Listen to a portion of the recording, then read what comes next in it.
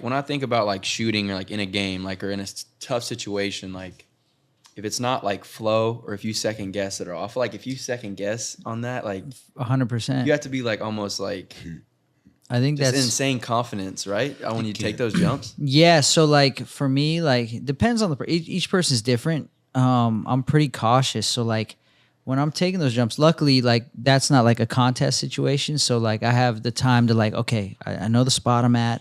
I can roll up. I can test my speed. I can like, okay, all right, I'm gonna try now. Okay, guys, I'm gonna go now. And then I can roll up again, take a few times, go back and forth, visualize it, and then like, all right, guys, ready to go now.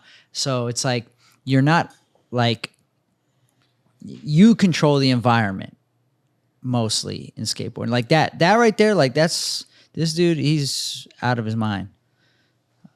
Yeah, He's my favorite. He's like the most, to me, mentally, he's the strongest skateboarder there is. What do you think makes Nyjah so special? His mind. I think he's like one of those guys. He's definitely an adrenaline junkie for sure. But I think he gets off on the thrill of like, okay, either I'm gonna die or I'm gonna make it. That's a unique thrill, P-Rod. Yeah.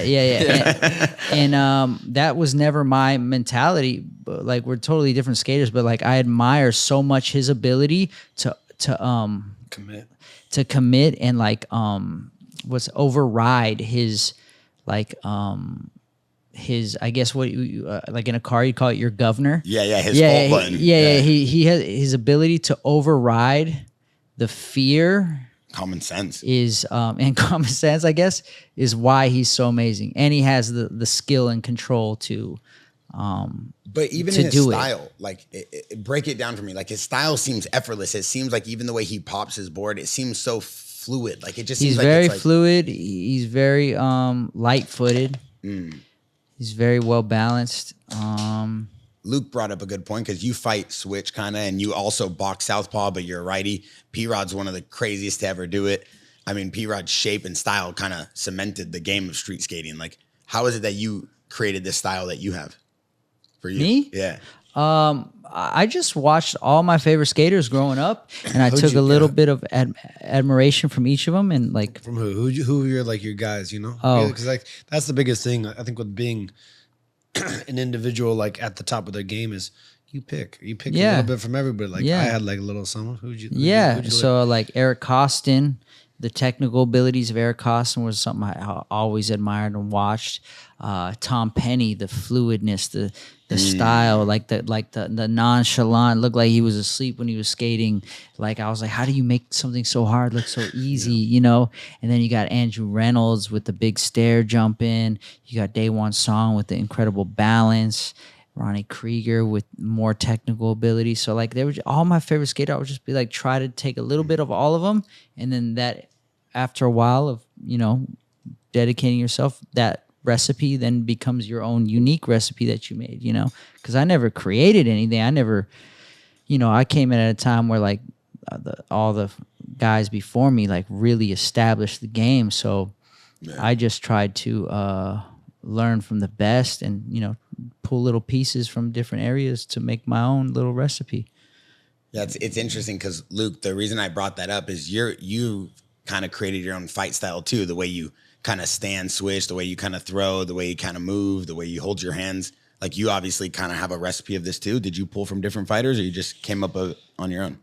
No, I pulled. I liked little things from everybody, like how people would move. I mean, how Anderson Silva was like, how he'd switch and do different things. How Machida had his like, his the karate kind of movement style. And I like my grappling aspect, but like I think there's an obsession with the striking aspect. I think it's a little more sexy for fighting.